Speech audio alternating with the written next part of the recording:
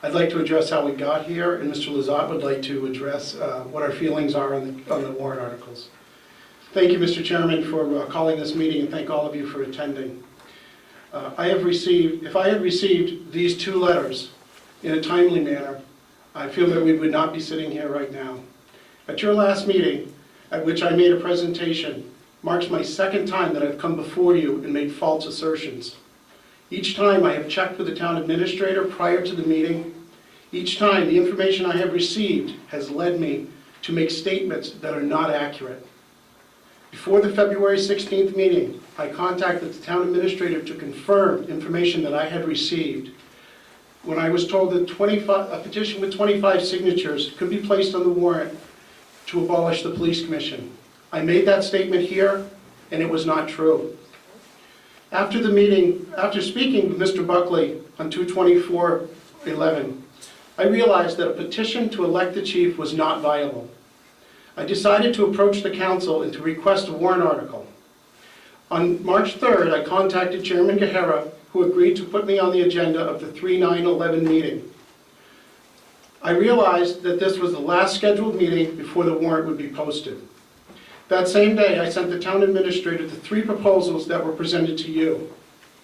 That is the day that Mr. Buckley wrote the 3/3/11 letter. As you know, that letter points out many problems with my proposals, but I did not receive that letter that day. All I received was an email from the town administrator, which reads as follows.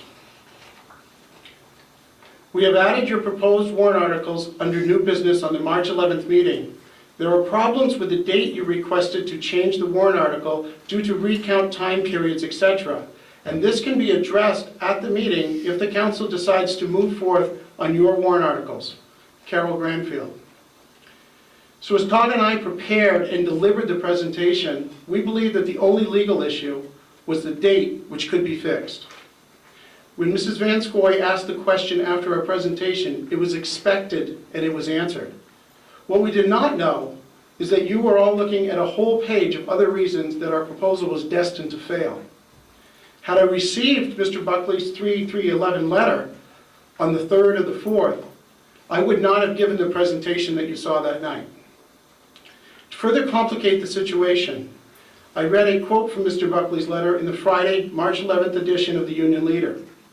I called the reporter, Dan O'Brien, and I asked him how he obtained the letter. He said it was sent to him by the town administrator the day before the meeting.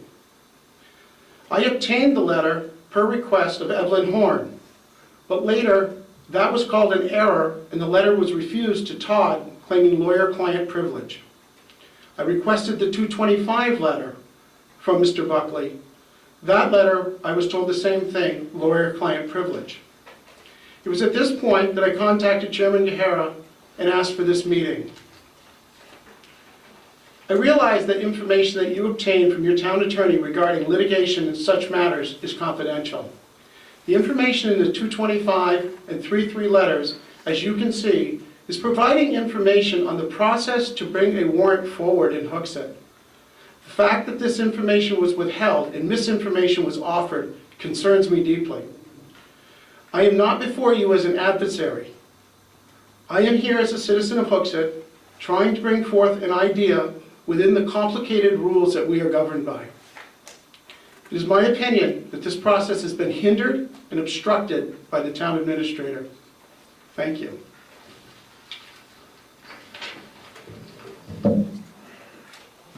In preparation, what I've done is I just put this analysis together based on the letters that we received. And what I tried to do is go through it and say, okay, if we have these letters, how do we attack this in regards to these warrants and to understand it, if the warrants would be valid. So what we did is I took the February 22nd letter and looked at the section which the town attorney indicated and stated that the Hooksett has a police commission that was created under the act, created by an act of legislature 1975 under 412 and the Hooksett town meeting. The indication here is that the Hooksett Police Commission has a sole authority to appoint a police chief, and that authority cannot be abrogated by the proposed petition warrant to make the position elected, which is in what we've we found out early on that we couldn't approach it this way. So I looked at the February 25th letter, and what we kind of looked at there was the fact that the town had adopted a budgetary town meeting. And what was interesting was that the budgetary town meeting has a very limited authority, as stated by the town attorney, and can only vote on town operating budget as presented by the council and related budgetary matters. And that was one of the key things I looked at in regards to our petitions that we're putting forward. Looking at the February 25th letter that the town attorney provided, I understood where I looked in and where the town attorney stated, for matters that would clearly require a charter amendment. And what I was trying to understand there is, okay, what does clearly mean, and how is that defined within regards to the town, the charter, and the statutes, the state statutes. So once again, for matters that would clearly require a charter amendment, the council would have to follow charter amendment procedures found in RSA 49B, Chapter 5. So I then went to the February, looking through it, I found another section on the February 25th letter, page 1, paragraph 2, first line. With regards to the suggestion from a member of the public that an attempt might be made to submit a petition warrant article to make the police chief an elected rather than an appointed position, we have concluded that such change would only be carried out through a charter amendment. Once again, the indication here was that, and as also reiterated in that 25th letter by the town attorney, he stated that the view is the manner of appointment or election of public officials is something that is governed by the charter. Once again, the theme through all this was back to the charter, and specifically in the manner of appointment or election. Looking at the March 3rd letter, once again, I was trying to analyze what Mr. Buckley, the town attorney, was trying to provide to Mrs. Granfield here. And what again is I see the fact that the town, it's reiterated that the town of Hooksett town meeting is only a budgetary town meeting, and in our opinion, the manner of appointment or election of a public official, once again, he states, is only governed by the charter. So after looking at that, I've kind of summarized. I said, okay, the February 22nd, Police Commission, sole authority to appoint. 25th, budgetary town meeting, 25th letter, once again affirming that the town attorney stated the manner of appointment or election of officials is something that needs to be governed by the charter. And the third, once again, as stated, the February 25th letter, its opinion that the change such as creating a police commissioner or electing a police chief is something that has to be carried out through a charter. So what I looked at was trying to understand what potential conflicts there are in regards to our charter. So one of the things I was looking at in regards to Chapter 49B is, and what I kind of took out here is from the Home Rule Municipal Charters is accordingly, in this case here, this chapter shall be strictly interpreted to allow towns and cities to adopt, amend, and revise a municipal charter relative to their form of government as so long as the results or the resulting charter is neither in conflict with nor inconsistent with the general laws of the Constitution of the state.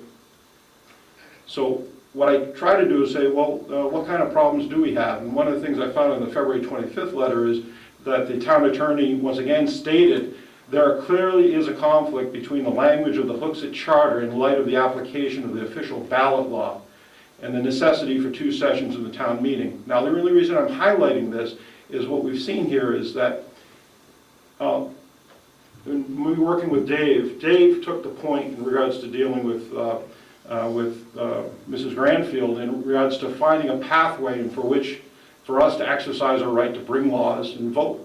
And the idea here was to say, okay, what can we do? Just tell us what we can do, what we can't do. And if it's totally a wash, fine, that's not a problem. So when we started looking at this and I started seeing these issues with the charter, I started saying, okay, well, this seems to be a lot of conflicts. So I went to the charter and I started saying, okay, well, what if this warrant to abolish the commission goes through? Well, under section 11.6 of the charter, there's this small statement that says police commissioners and cemetery commissioners It says, police commissioners and cemetery commissioners shall continue to perform their duties as prescribed by law. Well, if that's embedded in the charter, and you take away 412, does that mean that we fall under 105?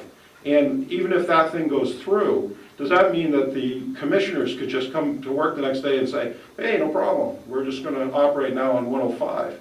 If the charter doesn't reflect the changes that we're making in regards to rescinding 412, are we in direct violation of the charter? And that's what I was looking at. So looking at the process that took place, we had a situation where the council tasked the representatives to change the law. The town reps went forward to the State House and modified 412, the police commission, for the police commission for Hooksett, and to put a rescind clause in. So this special law that specifically for Hooksett now has an adopt clause and a rescind clause. And one of the things that Mr. Pearl pointed out was that was actually a good thing, because to that date, most special laws don't always have an adopt and a rescind component. And saw that, well, that gives us the opportunity to rescind or to abolish the commission at any time. And that's not a bad thing. It gives us, but what I looked at it and I tried to ask my questions, I said, why does it always seem that or appear in regards to the charter, the charter seems to be bypassed in the decision-making process? Or why does it seem, even in these letters, that we're always circumventing or navigating instead of looking to create a process in which to make the charter changes so that we can actually go forward? Now, I came across this because this actually also made me a little bit more confused, because under 49B, Chapter 9, talking about private, special, and general laws, it specifically states that private and special laws applying to a specific municipality and general laws which a municipality has the option to either adopt or rescind shall continue in force and effect unless specifically repealed by a charter adoption, revision, or amendment under this chapter. Now, the definition, special and such, is legislation that benefits an individual town or municipality, also called a special legislation, a legislative or private act.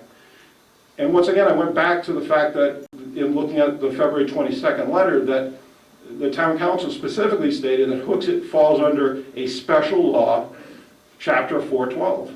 So when you look at it in regards to this, once again, it says if you talk about you need to look for things that clearly state that you need a charter modification, I'm wondering if this rises to that level. So our summary position is this. Myself and Dave spent up till midnight last night looking at this, and we basically said, and after careful analysis and review of the charter, the town attorney's statements, and the affirmations made by the town attorney, and the state law, both myself and Mr. Pearl concluded that our warrants would knowingly and willfully violate the charter and the state law. So we withdrew all our requests for placing these warrants forward. So we do not wish to have them forward because we believe they'd be a violation of the charter. In the same token, we believe that the warrant placed forward by the council to abolish the commission must have a charter amendment in order to pull the language out in regards to the police commission. And we also believe because of this 49B9, possibly, maybe the town attorney can add to this, but private and special laws specifically states that need to be repealed by a charter adoption, revision, or amendment under this chapter.